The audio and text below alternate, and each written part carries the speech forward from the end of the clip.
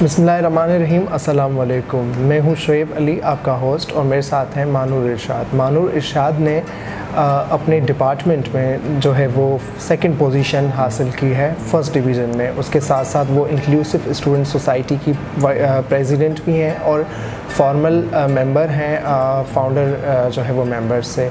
आइए मैं आपकी उनसे मुलाकात करवाता हूँ। अस्सलाम वालेकुम मानूर। वालेकुम अस्सलाम। सबसे पहले तो थैंक यू सो मच हमें वक्त देने के लिए। बहुत अरसे से हम प्लान कर रहे थे कि हम इनके साथ इंटरव्यू करें, इनके जो अचीवमेंट्स हैं उसके ऊपर बात करें, लेकिन इनकी कुछ मसरूफियात थी तो बस आज उन्होंने हमें टाइम दे दिया। सबसे पहले तो कॉन्ग्रेचुलेशंस, आपने जो अचीवमेंट की सेकंड पोजीशन किस डिपार्टमेंट में की है आपने? मैं स्पेशल एजुकेशन डिपार्ट की स्टूडेंट हूँ। बीए ऑनर्स का भी मेरा रिज़ल्ट आया, उसमें सेकंड पोजीशन आई है। ओके, तो फर्स्ट डिवीज़न में? जी। अच्छा, तो उसके अलावा आप प्रेसिडेंट भी हैं आईएसएस की, inclusive student society university of Karachi में।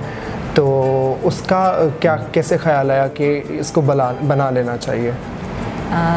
बेसिकली ये जो आइडिया था स्पेशल एजुकेशन डिपार्ट के स्टूडेंट का ही था कि यूनिवर्सिटी में डिफरेंट लेवल स्टूडेंट्स आते हैं, लेकिन उनके पास कोई प्लेटफॉर्म नहीं होता जिस पर वो अपने राइट्स के लिए आवाज़ उठा सकें, या उसके अलावा अदर करिकुलर एक्टिविटीज़ में उन्हें चांस नहीं मिलता था। तो वो अपने बिहाफ पे क्रिकेट वगैरह करवा लिया, मोबिलिटी ट्रेनिंग्स करवा ली।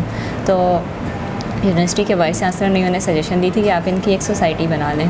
तो फिर उन्होंने इस पर प्रॉपर काम किया, सोसाइटी बनाई, सब स्टूडेंट्स को गैदर किया जिनको वो जानते थे, फिर उसके साथ साथ जिनको हम लोग जानते थे अप्रोच कर करके सब स्टूडेंट्स को एक प्लेटफॉर्म पे इकट्ठा किया।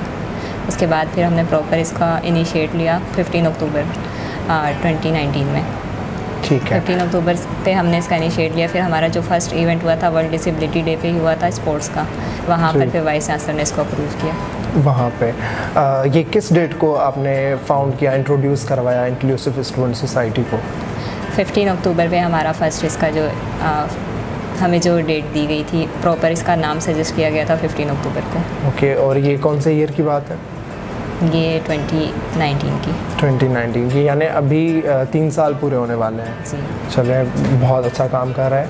तो उसके मुझे ये बताएं कि इंक्लूसिव स्टूडेंट सोसाइटी ने आपको जो आपने अभी अचीव किया है सेकंड पोजीशन स्पेशल एजुकेशन में, क्या उसने हेल्प आउट किया किसी ना किसी तरीके से, या मोटिवेशन का एक बायस बना, या लोगों ने सपोर्ट किया? हाँ, एजुकेशन तो एक अपनी रिस्पॉन्सिबिलिटी होती है, साइड बाय साइड वो चल रही होती है। ये कि स्टार्टिंग में मैं जब आई थी यूनिवर्सिटी में तो मेरा यही होता था कि बस पढ़ने के लिए आए तो क्लासेस तक ही रहना है, तो इस वजह से ज़्यादा एक्टिविटीज़ में इन्वॉल्व नहीं होती थी। ये कि आईएसएस बनी, लेकिन एज अ मेंबर ही बस उसमें मैं थी, और स्टार्टिंग में इतना मैंने भी इनपुट नहीं दिया, लेकिन फिर आहिस्ता आहिस्ता रिस्पॉन्सिबिलिटीज़ बढ़ती गई तो मैं काम इसमें करती गई एज आ कोऑर्डिनेटर। फिर मैंने 1.5 साल काम किया, फिर एज आ प्रेसिडेंट अब मैं कर रही हूँ। तो इसका एक एजुकेशन भी साथ साथ चलती रहती है, वो अपनी रिस्पॉन्सिबिलिटी, सोसाइटी अपनी रिस्पॉन्सिबिलिटी। जी। अच्छा मानूर, उसके अलावा आप बहुत सी चीज़ें कर रही होती हैं। आप इंक्लूसिव स्टूडेंट सोसाइटी की प्रेसिडेंट हैं, उसको भी देख रही होती हैं। पढ़ाई में माशाल्लाह से इतने अच्छे ग्रेड्स ले लिए, मैं देख रहा होता हूँ, और मुझे लोग भी बता रहे होते हैं आज मानूर ने ये किया, आज मानूर ने वो किया। बहुत से लोग आपकी जो सोशल मीडिया प्रोफाइल्स हैं उनको देख के इंस्पायर होते हैं। तो उसके अलावा क्या क्या एक्टिविटीज़ हैं, को curricular activities being a differently able student, जो है आप मुझे बता सकें अगर? अभी रिसेंटली मैं एक ऑर्गेनाइजेशन ने इस तरह के साथ एज अ वाइस प्रेसिडेंट मैंने ज्वाइन किया है। वो अभी प्राइवेट ऑर्गेनाइजेशन है और बहुत जल्द रजिस्टर्ड हो जाएगी गवर्नमेंट से। उसके अलावा ये कि डिफरेंट कोर्सेज़ वगैरह करती रहती हूँ। पाकिस्तान डिसेबल फाउंडेशन के साथ मेरा लिंक है, वहाँ पर एज अ मेंबर उनकी कॉन्फ्रेंसेस वगैरह में जाते हैं। उसके अलावा नई सुबह में एज अ स्टूडेंट कोर्सेज़ करती हूँ, बिनाई वेलफेयर एसोसिएशन में कोर्सेज़ वगैरह करती रहती हूँ। जी। तो उसके अलावा व्हाट यू हैव डन, मैंने सुना है कि ब्यूटिशियन का कोर्स भी किया है, कंप्यूटर का कोर्स भी किया है, और टेक्नोलॉजी में भी अपना नाम बनाना चाह रही हैं। तो वो क्या चीज़ चल रही है, मतलब हैव यू डन बाकी में कोई ब्यूटिशियन का कोर्सेज़ भी, कंप्यूटर के कोर्सेज़ भी? कोर्सेज़ की तो लिस्ट बहुत बड़ी है, अब तो मुझे भी बताते हुए भूल जाते हैं। मैं चाहता हूँ कि हमारी ऑडियंस को पता चले कि ये क्योंकि एक इंस्पिरेशनल स्टोरी है, क्योंकि शायद कम ही लोग जो होते हैं जो इतने अच्छे ग्रेड्स के साथ को करिकुलर एक्टिविटीज़ को भी जो है एक अच्छा सा टाइम देकर उनमें भी कामयाबी हासिल करें। मैं चाहता हूँ कि आप वो लिस्ट बताएं। असल में होता हमारी सोसाइटी में ये कि पर्सन विद डिसेबिलिटीज़ के लिए ना कोई ऐसे इंस्टीट्यूट्स पहले, अब तो खैर काम कर रहे हैं, लेकिन पहले नहीं काम कर रहे होते थे। काफ़ी टाइम से स्कूल लाइफ से ही था, कंप्यूटर सीखे हैं, ज्वेलरी मेकिंग, ये सब चीज़ें, लेकिन इंस्टीट्यूट्स इतने दूर होते थे, फिर पढ़ाई के साथ मैनेज करना मुश्किल हो जाता था। तो जब यूनिवर्सिटी स्टार्ट हुई तो उसके बाद कोविड आया, तो उसमें ज़ाहिर लोगों को इंगेज भी रखना था। तो इंस्टीट्यूट जितने भी ये काम कर रहे हैं डिसेबिलिटी पे, इन्होंने ऑनलाइन कोर्सेज़ का काम स्टार्ट कर दिया कि ऑनलाइन कोर्सेज़ करवाते हैं बच्चों को। सबसे पहले आया कॉल सेंटर और कुकिंग वगैरह का, तो मैंने कहा चलो घर पे ही बैठे हुए हैं, अब क्या करें, ज्वाइन कर लिया। तो वो हो गया। स्टार्टिंग थी थोड़ा मुश्किल होता था, गूगल क्लास को कैसे हैंडल करना है, जूम को कैसे करना है, लेकिन हो गया। फिर उसके बाद तो समझे काम ही मिल गया, बस घर बैठो कोर्स करो क्योंकि आपकी स्टडी सुबह में चल रही होती है, कोर्सेज़ की क्लासेस में भी कभी शाम में हो रही होती हैं, कभी कुछ कोर्सेज़ ऐसे होते हैं कि लेक्चर्स अपलोड हो जाते हैं। तो उस हिसाब से पहले मैंने कॉल सेंटर का किया, फिर neuro linguistic programming, social skills development, train the trainer program, फिर उसके बाद डेस्परी ब्रेल ट्रांसलेटर, एक कंप्यूटराइज ब्रेल का सॉफ्टवेयर आया है, उसकी अभी मैंने दूसरी बार वर्कशॉप अटेंड की। पहली बार मैंने ऑनलाइन की थी, अभी दूसरी बार मैंने फिज़िकली की है। गूगल एप्स, फिर कंप्यूटर का मुझे मिला। कंप्यूटर में तो प्रॉपर हफ्ते में 3 दिन क्लासेस होती थी। 3 बजे मैं घर पहुंचती थी, घर पहुंचते सबसे पहले गूगल मीट ऑन होता था, क्लास का टाइम हो गया।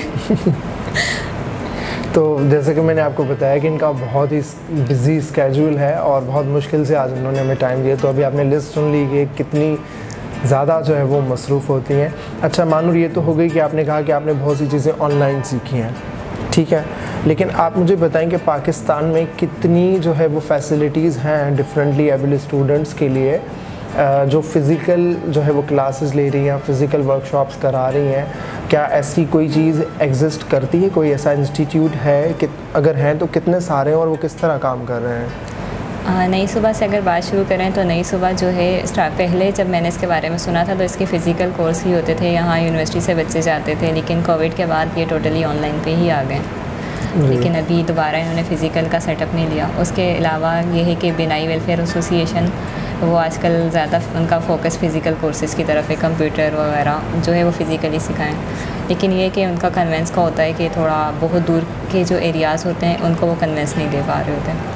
तो खैर मुझे भी कुकिंग का करना है, लेकिन कन्वेंस नहीं मिल रही होती तो हर बार रह जाता है। अच्छा, तो कुकिंग का नहीं किया अभी आपने? नहीं, लेकिन उसमें है इंटरेस्ट, कुकिंग भी करनी है, माशाल्लाह, ये बहुत अच्छी बात है। अच्छा, उसके अलावा अगर मैं ये कहूँ कि मतलब you have been an inspirational story for इतनी सारी एक्टिविटीज़ करने के लिए ट्रैवल करना पड़ता है, ठीक है, तो व्हाट डू यू फील कि पाकिस्तान में गवर्नमेंट ने कुछ ऐसी फैसिलिटीज़ बनाई हैं जो कि स्पेशल पर्सन्स के लिए उनको फैसिलिटेट करें? पहले तो अगर बात की जाए फैसिलिटीज़ की, तो अगर हम अदर कंट्रीज़ को देखें, यूएस हो गया, हम जितना भी पढ़ रहे होते हैं पॉलिसीज़, हम उनकी पढ़ रहे होते हैं जी, वो सबको उन्हीं को कह रहे होते हैं, बिल्कुल। उनकी जो पॉलिसीज़ पढ़ते हैं तो वहाँ पर एक अगर कोई पर्सन विद डिसेबिलिटी है तो वो पूरी गवर्नमेंट की रिस्पॉन्सिबिलिटी है, वो उसे ले जाएंगे, उनकी कन्वेंस, कहीं आना जाना, एक प्रॉपर उनके साथ ना एक गाइड हायर कर दिया जाता है, उनको कहीं जाना है, जो भी काम है। लेकिन हमारी कंट्री की अगर बात करें तो इस तरह की इतनी फैसिलिटीज़ नहीं है। फिर जब बात आती है ट्रांसपोर्टेशन की, तो ट्रांसपोर्टेशन तो मुझे लगता है एक सबसे बड़ा इशू है, स्पेशली अगर हम देखें कराची में भी पब्लिक ट्रांसपोर्ट का क्या हाल है, सबको ही पता है। मुझे तो नज़र नहीं आया अभी तक कहीं पे।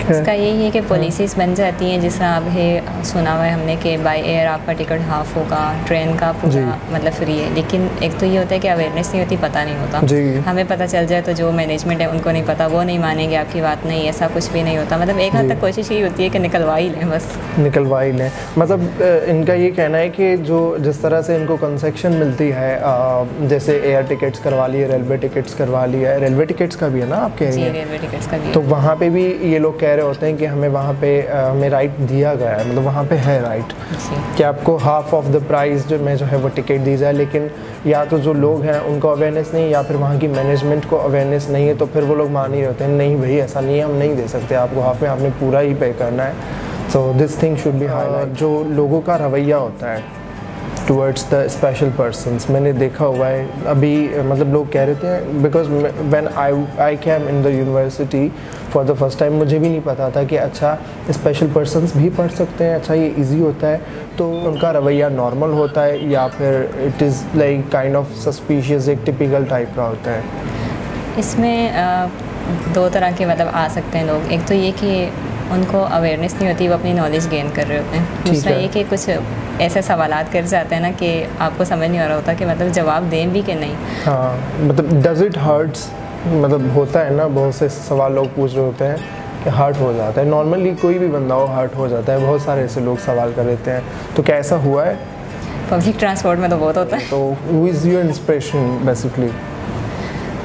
मोटिवेशन आपको आपकी फैमिली से मिल रही होती है। यहाँ पर आकर मैंने देखा कि हमारे डिपार्ट की चेयरपर्सन है डॉक्टर सायरा सलीम जी। मैं उनसे स्टार्टिंग में मिली भी नहीं थी। जब मैं आई थी ना तो हर कोई मुझे बताता था कि मतलब वो भी हैं, देखो वो PhD करके आज डॉक्टर बन गई है, पाकिस्तान में फर्स्ट विजुअली इम्पेयर्ड। तो उन्हें भी लोगों के लिए, सब लोगों के लिए है कि टेक्नोलॉजी तो खैर सबके लिए ही महंगी है, ठीक है, आज के दौर में specially when you come to in Pakistan. तो टेक ऑलरेडी उनका प्राइसेस वो इंपोर्ट का आ जाता है, फिर गवर्नमेंट की प्राइसेस इतनी ज़्यादा, उस पर इंपोर्ट टैक्सेस ड्यूटीज़ लग रही होती है कि उनकी प्राइसेस ऑलरेडी बहुत हाई होती हैं और फिर यहाँ पहुँचते पहुँचते और ज़्यादा हाई चली जाती हैं। तो जो स्पेशल पर्सनस के लिए जो कुछ टेक्नोलॉजी की जो चीज़ें हैं, गैजेट्स हैं, और स्पेशली VI पर्सनस जो विजुअली इम्पेयर्ड हैं, तो is it easy to get those things जो हम आपकी नीड होती है या आपको चाहिए होती हैं, या चाहिए हमारे लिए ज़रूरी है, हमें चाहिए? टेक्नोलॉजीज़ का ये है कि टेक्नोलॉजीज़ जो हैं वाकई में बहुत एक्सपेंसिव हैं। अब इस चीज़ का है कि गवर्नमेंट को इस पर स्टेप लेना चाहिए कि जब हमारे रोज़मर्रा की वो यूज़ की चीज़ है, एक चीज़ के बगैर हमारा गुजारा है ही नहीं, तो हम उसको इतना उसकी कॉस्ट कर दें कि अफोर्डेबल हो। अब ब्रेलर था एक टाइपराइटर, वैसे हम नॉर्मली जो यूज़ कर रहे होते हैं मैनुअल, एक स्लेट होती है, उसके अंदर हम पेपर को फिट करते हैं और ऊपर एक पेन टाइप को बना होता है, उससे हम हाथों से इसमें पंच करके लिख रहे होते हैं। बिल्कुल। वो इतना टाइम टेकिंग और इतना होता है कि एक तो टाइम आपका ज़ाया हो रहा है, दूसरा कितना आप लिखोगे। टाइपराइटर है जो आपका काम मिनटों में कर रहा है, लेकिन वो 1 लाख से नीचे उसने आना 1 लाख तो कभी मतलब 1 लाख का सिर्फ एक टाइपराइटर? जी, मतलब हैरानी है।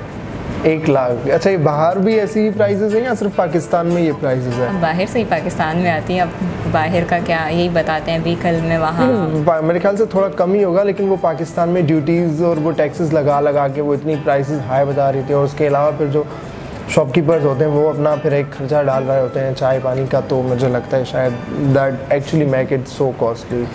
अच्छा, तो इट मीन्स कि टेक्नोलॉजी अफोर्डेबल नहीं है VI पर्सनस के लिए या और डिफरेंटली एबल लोगों के लिए? और भी नॉर्मली व्हील चेयर्स यूज़ करें। अब इलेक्ट्रॉनिक व्हील चेयर्स आ गई हैं, लेकिन वही बात है, हमारा इंफ्रास्ट्रक्चर ऐसा है कि मतलब व्हील चेयर रोड ही टूटे हुए, बेचारी इलेक्ट्रॉनिक व्हील चेयर कहाँ जाएगी? तो वो तो खुद ही टूट जाएगी। मतलब हाँ, पाकिस्तान को इम्प्रूवमेंट की बहुत ज़रूरत है, कराची भी, और दूसरी एक अनइवन जो डेवलपमेंट है हमारी स्टेट में, दैट शुड बी डेवलप्ड। अभी उसको बैलेंस करने की बहुत ज़रूरत है, बहुत काम करना है ना। How you manage your time, मतलब किस तरह फिर वो होता है? अच्छा, स्कूल में ये होता था कि स्कूल में मैंने अपना रिकॉर्ड बनाया हुआ था क्लास 1 से 8 तक, मतलब फर्स्ट पोजीशन मेरी ही है माशाल्लाह। तो वो तो एक था कि अदर एक्टिविटीज़ नहीं होती, बस पढ़ना ही है, पढ़ना ही है। यूनिवर्सिटी में आके ज़ाहिर है साथ और एक्टिविटीज़ भी चल रही होती हैं, दूसरा कंपटीशन। अच्छा, were you good at college? मतलब कॉलेज में क्या था, वहाँ पे भी पोजीशंस आ रही होती हैं? जी, कॉलेज मैंने इंक्लूसिव सेटअप में, कॉलेज से ही ना मैं इंक्लूसिव सेटअप में आ गई थी। ठीक है, नॉर्मल उसमें ना, ठीक है। उसका पर्पस ये था कि आगे मुझे यूनिवर्सिटी में मूव करना है तो मुझे कोई डिफ़िकल्टी ना हो। ठीक है। तो स्टार्टिंग में बहुत डिफ़िकल्टी है, सारे उन्हें पता नहीं था, अवेयरनेस नहीं थी कि आपको हम एडमिशन कैसे दे सकते हैं। ठीक है। कैसे नॉर्मल जिस तरह आप और बच्चों को लेक्चर दे रहे हैं तो मैं भी बैठ के सुनूंगी, आपका फिर हम लेक्चर चेक कैसे करेंगे? मैंने कहा मैं ब्रेल में लिखूंगी, हमें नहीं आती ब्रेल, मैंने कहा मैं सुना दूंगी। अच्छा, वो मैनेजमेंट के एरिया होती थी?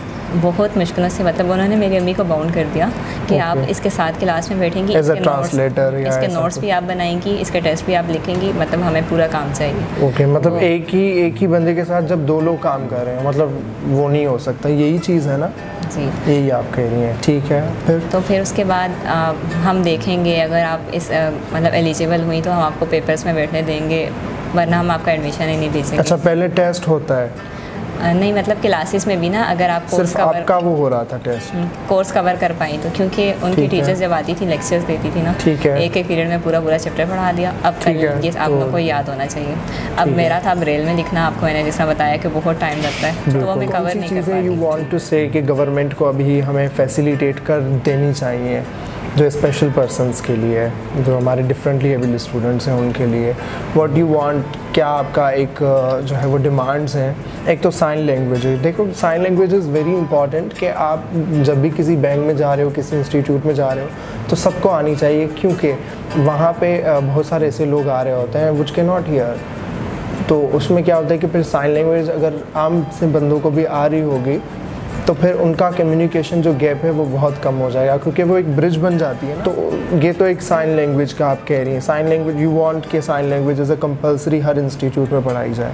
साइन लैंग्वेज हो, उसके साथ साथ ब्रेल हो। अब ये है कि हम अल्टरनेटिव बना देते हैं कि बच्चे पेपर लैपटॉप से देते हैं, लेकिन उसके ऑपोजिट हम चीज़ नहीं देख रहे होते कि हम at the time of exam वहाँ हमारे पास कंप्यूटर्स अवेलेबल हों, उनमें जॉब्स वगैरह हों। अब हर बच्चा लैपटॉप अफोर्ड नहीं कर सकता, यूनिवर्सिटी ने रूल बना दिया आप राइटर से नहीं दे रहे पेपर, आप लैपटॉप ले आओ। तो अब यूनिवर्सिटी मतलब लैपटॉप हम कहाँ से लाएँ, या यूनिवर्सिटी की लैब्स ही हमारे लिए एक्सेसिबल नहीं है। रूल्स तो बना दिए, लेकिन उस चीज़ को प्रॉपर इम्प्लीमेंट किया जाए। दूसरा जो रूल्स बनते हैं फिर उन पर चेक एंड बैलेंस हो। अब SSC ने रूल निकाल दिया कि पर्सन विद डिसेबिलिटीज़ की फ़ीस नहीं होगी, लेकिन फिर उस पर इम्प्लीमेंट नहीं हो रहा कि वो 25% ली जा रही है। ठीक है, तो यू वांट कि एक तो साइन लैंग्वेज और दूसरा मुझे उसका नाम बहुत मुश्किल लगता है, ब्रेल। ब्रेल जी। अच्छा, ब्रेल। तो यू वांट कि वो एक एज अ कंपलसरी सब्जेक्ट बनाया जाए हर यूनिवर्सिटी और हर स्कूल लाइफ से ही बना दें, क्योंकि जब पेपर्स वगैरह आते हैं तो मेन इशू यही होता है कि पेपर्स आप ब्रेल में दोगे, चेक कौन करेगा, क्योंकि उन्हें आती ही नहीं है। मतलब जब सबको आ रही होगी, कंपलसरी होगा, जैसे इस्लामियात होता है, पाकिस्तान स्टडीज़ होता है, वैसे ही अगर ये 2 सब्जेक्ट्स भी कंपलसरी होंगे तो सबको ये लैंग्वेज आ रही होगी। तो इससे क्या होगा कि जो डिफरेंटली एबल्ड स्टूडेंट्स हैं उनके लिए बहुत एक इजी होगा पेपर्स में बैठना या किसी भी टेस्ट वगैरह में अपीयर। एक पर्सन विद डिसेबिलिटी के हवाले से बात करूँ तो हमारे स्टूडेंट्स को भी एक तो वो सुनते रहते हैं आप कुछ नहीं कर सकते, वो चीज़ उनके माइंड में बैठ जाती है कि हम कुछ कर नहीं सकते। तो इस चीज़ को अपने माइंड से निकालें, हर चीज़ का अल्टरनेटिव मौजूद होता है। अगर ठीक है, एक लुइस ब्रेल पर्सन का नाम है, ठीक है, तो वो जब ब्लाइंड हुआ after birth 3 years after birth, ठीक है, तो कोई स्कूल उसको लेने को तैयार नहीं था। हम कैसे पढ़ाएंगे, घर में उसकी एजुकेशन हुई। एट द एंड उसने एक पूरा सिस्टम इन्वेंट कर दिया ब्रेल का, जिससे आज सबसे ज़्यादा हम पाकिस्तानी फ़ायदा उठा रहे हैं कि हमने कुरान पाक को भी ब्रेल में डेवलप कर दिया। ठीक है, तो अच्छा, कुरान पाक है इसमें लैंग्वेज में, दैट्स नाइस। मतलब ये किसकी इन्वेंशन थी वैसे? ये लुइस ब्रेल फ्रांस के रहने वाला था। बच्चा उसकी आफ्टर बर्थ 3 इयर्स उसकी आई में लग गया था, चाकू लग गया था। तो उसका ये है कि हर चीज़ का अल्टरनेटिव मौजूद है। आप अपनी वीकनेस को अपनी स्ट्रेंथ बनाओ और सोसाइटी में कुछ क्रिएटिव करने की कोशिश करो कि आपके लिए नहीं तो आपके आने वालों के लिए तो कोई आसानी हो जाएगी। बाकी अदर पर्सनस के लिए यही कि सिर्फ एजुकेशन में अगर इन्वॉल्व हैं तो सिर्फ एजुकेशन की हद तक ना रहें कि बाकी चीज़ों का आपको ना पता हो, या बाकी चीज़ों में इन्वॉल्व हो गए तो वहीं ना रह जाएं कि एजुकेशन साइड पे रह जाए। दोनों चीज़ों को बैलेंस करते। सोशल मीडिया का दौर है, जितनी आपकी सोशल सर्कल आपका इंक्रीज़ होगा उतनी ही आप अवेयरनेस पे काम कर सकेंगे, आप चीज़ें सीख सकेंगे। एक आप अगर अपनी क्लासेस लेने के बाद थिएटर वगैरह भी परफॉर्म करते हैं तो कहीं ना कहीं आप कुछ ना कुछ तो लर्न कर रहे होते हैं। बिल्कुल, आप हर जगह से कुछ ना कुछ सीख रहे होते हैं। रूल्स एंड रेगुलेशंस अगर उसने बना दिए हैं तो प्रॉपर चेक एंड बैलेंस, उसमें एक अवेयरनेस हो लोगों को, प्रॉपर अवेयरनेस पे सोशल मीडिया का मेन रोल हो सकता है। अवेयरनेस पे काम करे, लेकिन नहीं करती हमारी सोशल मीडिया, नहीं करती। ठीक है, कोई भी मतलब नहीं दिखाएंगे, स्पेशल इवेंट्स को हाईलाइट ही नहीं किया जाता। और इसके अलावा ये कि अगर गवर्नमेंट रूल्स एंड रेगुलेशंस बना रही है तो चेक एंड बैलेंस हो। दूसरा जो नीड्स हैं ना, स्पेशल नीड्स हैं टेक्नोलॉजी, ठीक है, तो रीडर मतलब मनी रीड करने के लिए भी एप्लीकेशन मोबाइल में मौजूद है। अच्छा, आपको नोट्स पढ़ने के लिए भी आपको मोबाइल की नीड है। बिल्कुल, हर चीज़ जब मोबाइल में अवेलेबल हो रही है तो वो भी हमारे लिए इतना एक्सपेंसिव है। अभी एक ऑर्गेनाइजेशन इस पर काम कर रही है कि इसको टैक्सेस वगैरह को ख़त्म कर दिया जाए। अब देखें वो कब कामयाब होती है, गवर्नमेंट इस चीज़ को अप्रूव करती है नहीं करती। Thank you so much Manur हमें टाइम देने के लिए, और अल्लाह पाक आपको ऐसे ही कामयाब करे और आगे भी आप जितनी भी एक्टिविटीज़ कर रही हैं जो अनलिमिटेड है, जिसको लिस्ट डाउन भी नहीं किया जा सकता, तो आप एक इंस्पिरेशनल जो है वो एक पर्सन भी हैं सबके लिए। तो thank you so much time देने के लिए, और अल्लाह पाक आपको कामयाब करे। और मैं मिलता हूँ आपसे फिर एक नई एक अलग सी वीडियो में। तब तक के लिए अपना ख्याल रखिएगा। अल्लाह हाफ़िज़।